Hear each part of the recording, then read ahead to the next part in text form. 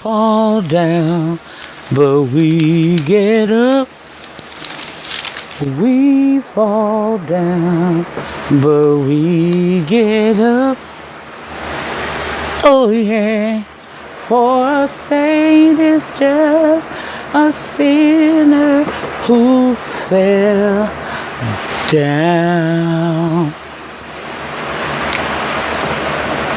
and got up. All right now, amen, amen. Anyhow, welcome back to the channel. I'm Lady Nika, and today we are talking about last night's episode of Love and Hip Hop Atlanta. I will have the season, the episode, and the title of the episode down there in them good old description box down below this video. Couple of church announcements. Y'all ain't gonna be able to pop pussy to hey for a couple of weeks, baby, because I have been reduced down to a mediocre camera and my cellular device to get my videos out. My computer had to finally go to the shop, so I don't have any computer accessibility right now in the home, so it is what it is. But anyhow, child, we're going to talk about love and hip-hop.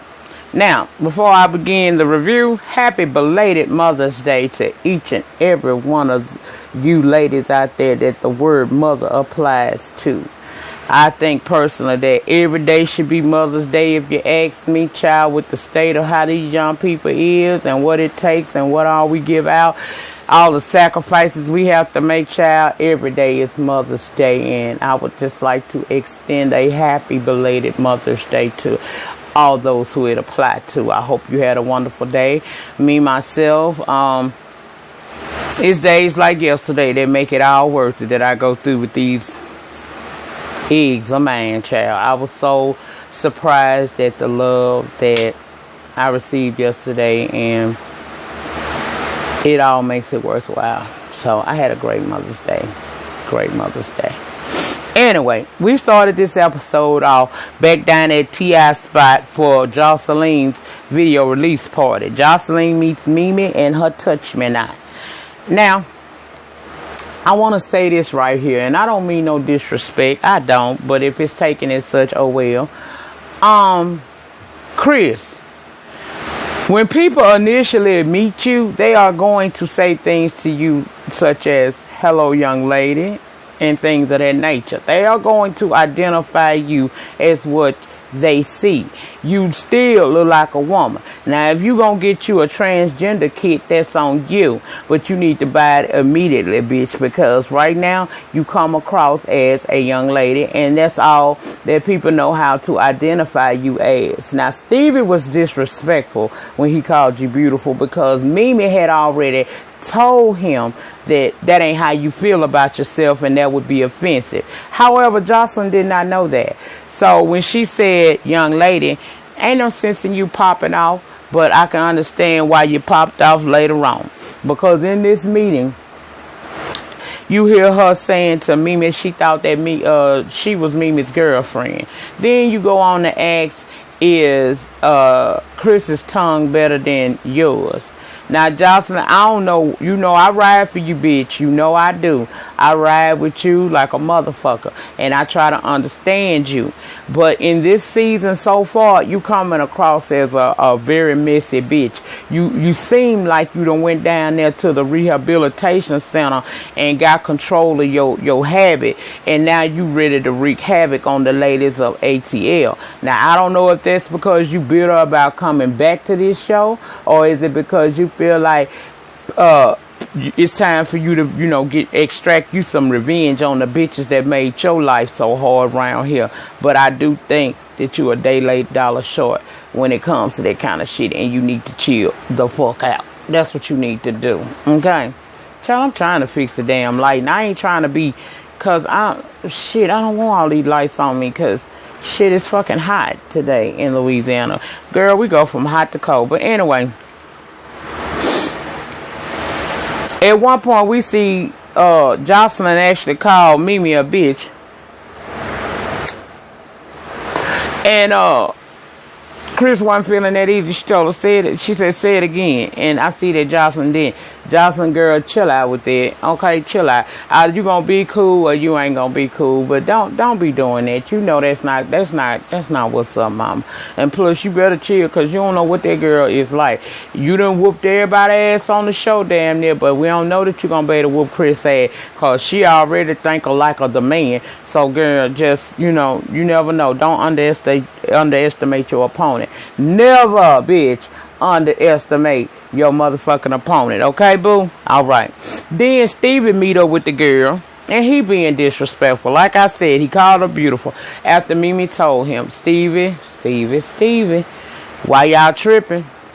Y'all, you know, come on. This show, this episode, well, actually, this whole season is starting to go in a direction I don't really like, bitch. But I'm holding on to God's unchanging hand that things gonna be alright. Y'all gonna pull this shit together, because I'm sick of these fake ass storylines. I'm sick of the unnecessary drama. But then again, what the fuck do I come here for? The unnecessary drama. Let me get it together. Okay. Anyhow, child. He called her that, she ain't feeling it, okay? Then Stevie starts to assume what most men do assume. And that's that two women would be interested in having that ultimate threesome. That was Jocelyn's motherfucking thing. That ain't necessarily gonna be Chris' situation. Stevie, that girl do not want the beefcake, okay? She don't want the beefcake. She just don't want the motherfucking beefcake, okay? So leave that girl alone about this shit. Now, let's talk about these bombs that Jocelyn has it in her mind that she needs to be dropping. Now, when she was talking with Mimi and Chris, Mimi told her Carly Red came through and told me that you blackmailed her. Jocelyn lied. Then she want to know how, you know, why did Carly just come and tell her something like that or call her. She said, well, she ain't just really just come and tell me. I had a housewarming party. And Jocelyn want to know why she wasn't invited into that. Girl, because don't nobody like you on this show. Girl, everybody at that party, you done either reached out and touched or damn near reached out and touched. So that's why. But I like the way Mimi summed it up and said you wasn't available. She ain't say when the motherfucking party was, so they left room for her to be able to say you wasn't available. Good catch, Mimi. Good catch with your whispering ass. Okay. She done did that. Then you go over there to Mufasa, Scrap, and Sass, and you telling them that their mom and Stevie allegedly had this trice years ago. Now, them boys ain't trying to hear that shit, girl. They here to support you in your bullshit. Okay? Why you starting shit? Them boys see Stevie as their uncle, like they said, and you gonna throw in there, it could be your dad. Now, girl, if that was 15 to 17 years ago, both of them boys older than that. Come on, Jocelyn, stop being messy. I feel like this. If you got some bombs to drop the motherfuckers, but stop being messy in your delivery, okay? That's all I'm saying. Next, we got Tommy at this event. Now, I always told y'all, you could take a rat out the hood, but you can't take the hood out of a rat. She up in there. She ain't said nothing to Mufasa, Scrap. Bitch, why is you here? I don't know. But she, you know, he decided to go chat with her and try to break the ice. Well, when he make it to her, she's sitting up there with Jocelyn. And he speaks. She act like she don't want him to speak or touch her. And he mentions to Jocelyn that Tommy tripping over that little info she gave her. And Jocelyn say she gonna always put her up on game. Whenever she have any tea, she gonna spill it. Now, girl, you mess as hell for that, okay? As she saying that, Stephen done peeped out that it's some tense looks and possibly a tense situation occurring right before our very eyes. So he go over there and try to break the ice, and they wind up showing Jocelyn's video. Jocelyn's video was fine as far as I'm concerned. Hell, her production better than mine, bitch. So I can't sit here and judge her on that shit. All I say is, will I really go research to see the video in its entirety? Probably not. Will I buy the single? Most definitely probably not. But for what it was, and that was cool. Okay? After that happened, Out of the depths of nowhere comes Tales from the Crypt, a.k.a. Dawn. And I said she looked like Tales from the Crypt because that bitch looked, the way that hair was on her head, she looked just like that thing off Tales from the Crypt. She was giving me those kind of teases. She at this party, and apparently Jocelyn done moved on. She done let go of the fact that this woman has called her and Stevie drug addicts, and Mimi standing up there as well. She trying to figure out what's going on because Dawn also did her dirt back in the day, trying to steal one of her clients and talking down on Mimi. But Jocelyn say it's time for everybody to be mature about the shit and to move on. Can't nobody start shit between them now because they're in a better place, speaking to Mimi, and that let bygones be bygones. I said, that's mature, but no ma'am, baby, it don't take but one time for a bitch to show me who she is. I fucking believe a hoe and I keep it moving. They say you keep your friends close and your enemies closer. No, bitch. When a motherfucker show me that they my enemy, bitch, you stay on your plantation, I'ma stay on mine, and we gonna live life abundantly but separately. And that's how I deal with shit. But apparently this shit decided she gonna let shit go.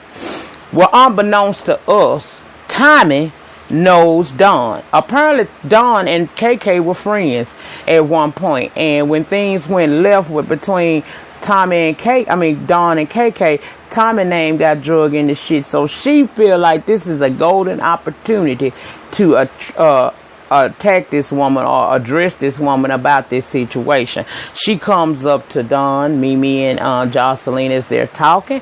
She talking about she love everybody, bitch crazy. Then she get the point up in Dawn's face asking her, do she know her?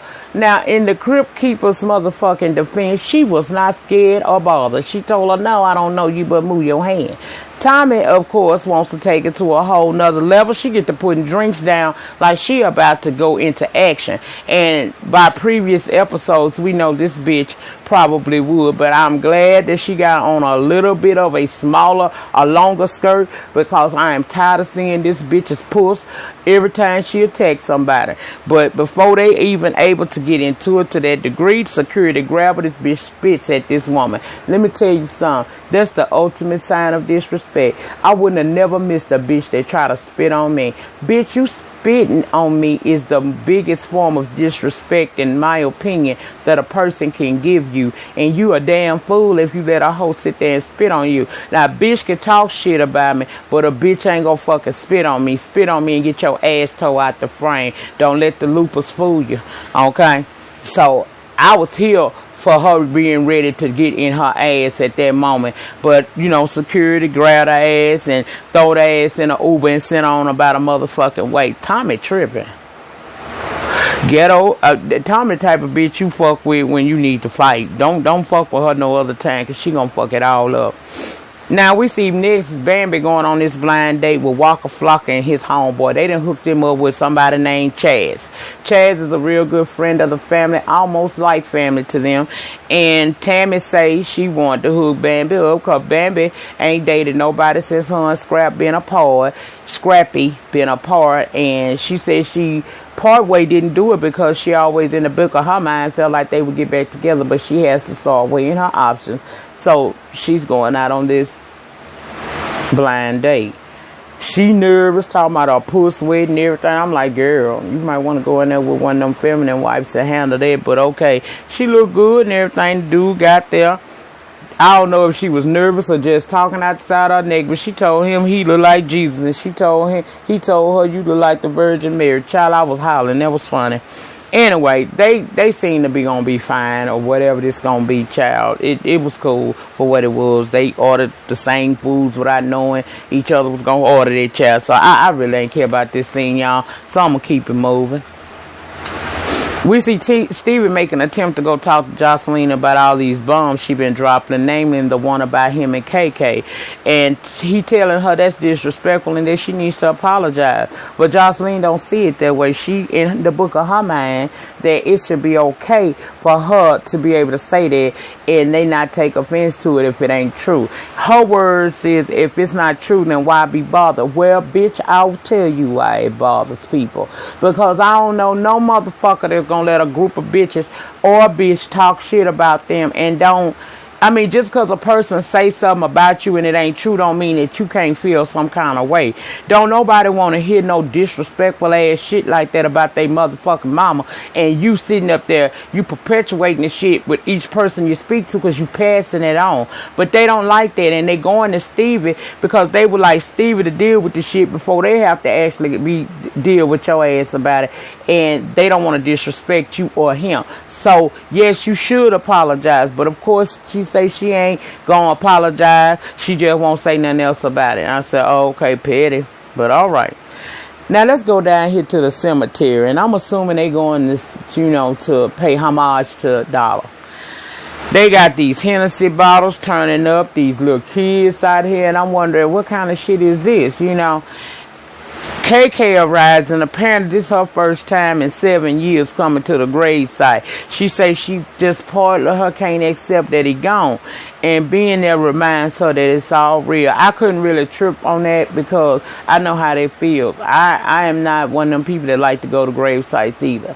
I just recently went to my mother's grave site, who's been dead over 20 years, because I felt like I needed to speak with my mother, or at least in your mind, you're speaking to your parent. And each visit, I can imagine maybe it gets easier, but I don't want to find out if it gets easier. So I got what she was saying, that coming there, it's like rehab. It's like tearing the wound off of, it's like tearing the scab off a wound that's trying to heal. With each visit, you're reminded that you lost someone deep in your family, and you don't want that. So I kind of got what she was saying. She broke down before she even made it to the actual site, and it was sad and shit, y'all. I'm gonna leave that alone too, because that one there kind of too close to home. I get to her on why she don't want to do this.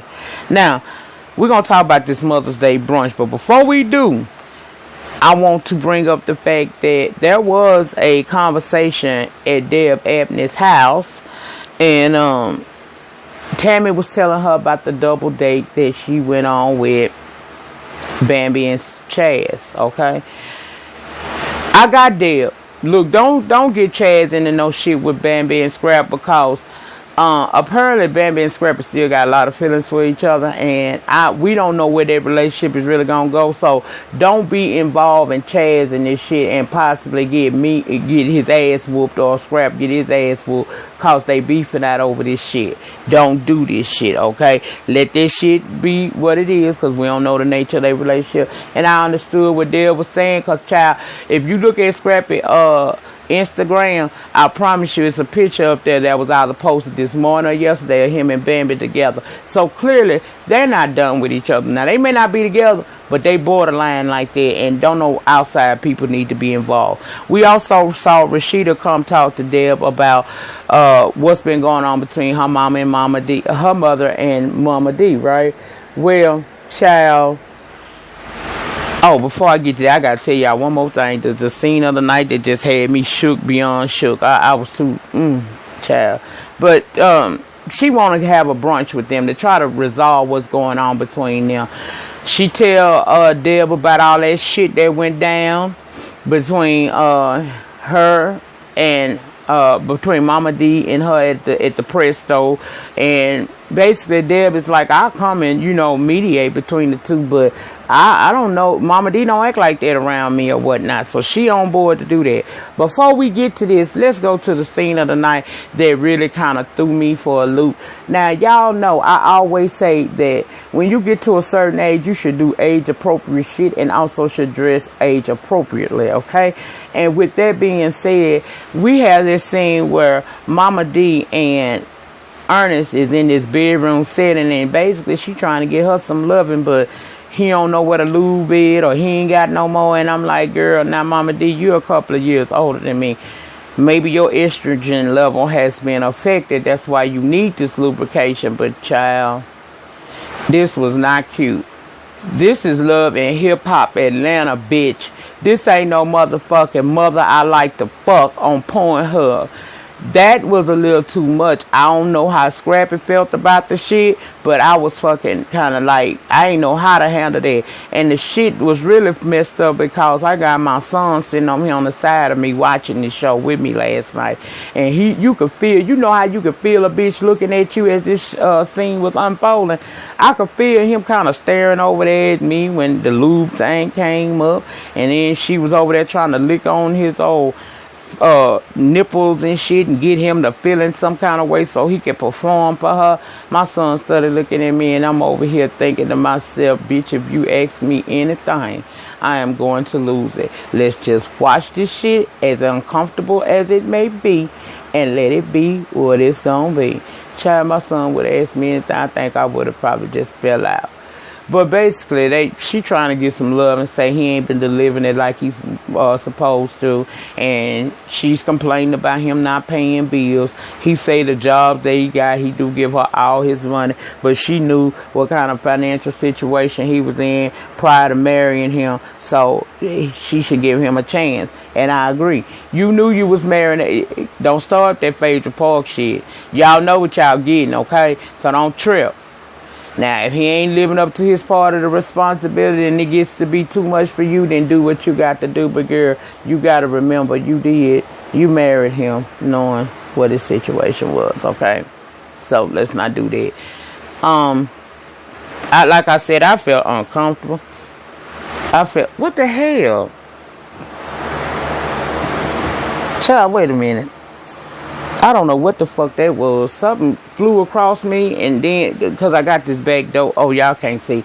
But the back door open because I'm trying to get some air up in here. Plus, I got the fan going. It's hot in the back part of the house. But anyway, child, I felt uncomfortable in that situation, in that scene. I really did. And I was just on bated breath that my son might ask me some, child. He would ask me anything.